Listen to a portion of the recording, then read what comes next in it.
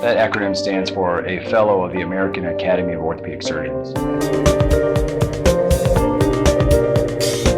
It's in the United States Air Force. I joined in 1992 when I was accepted at medical school, but I actually began active duty in 1996 and served till 2010. Well, initially I came in as a flight surgeon. It was required of anyone interested in being an orthopedic surgeon that we become a flight surgeon initially, and then follow that type of position with a job in the orthopedic residency program if we were accepted. So for 2 years I was a flight surgeon at Lackland Air Force Base. We had a group of pilots that we took care of, but we also took care of all of pretty much the spouses and all of the active duty who served in the hospital and the clinics surrounding the Lackland Air Force Base. Well, ultimately I became a spine surgeon after my orthopedic training. So I did 2 years as a flight surgeon, followed by my residency in orthopedic surgery. And upon finishing residency, I chose to do a fellowship in spine surgery to specialize in the field of spine surgery. And that's when I went to the Mayo Clinic and had a combined fellowship with both the neurosurgical department and the orthopedic department to learn the field and expertise of spine surgery. And when I came back, I was assigned to Wilford Hall again, and this time in the position of the consultant to the Surgeon General of the Air Force for spine surgery, and also the chief of the orthopedic spine program and the chief of spine surgery for the entire United States Air Force. Actually, I was deployed twice to Iraq in the Operation Enduring Freedom to take care of our war wounded in that effort.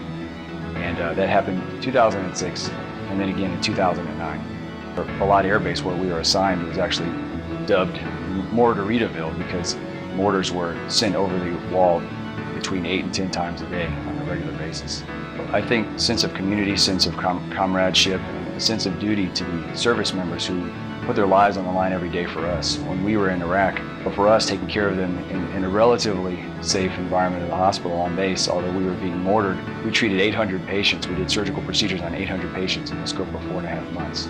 Without question, the deployments to Iraq were really tough on my family.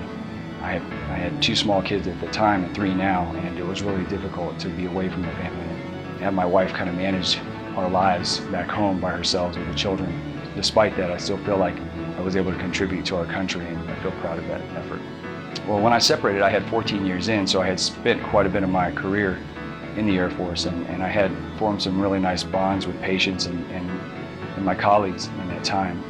And so as an outsider now, as a civilian, my efforts towards the military are geared more towards continuing to take care of our patients that are TRICARE related, that have insurance that allows them to be seen on an outside basis by the civilian doctors. So we continue to see TRICARE patients that are military beneficiaries, and in addition we contribute to causes that support the military, Wounded Warriors, USO, and there's a lot of different organizations that we contribute to help support that effort.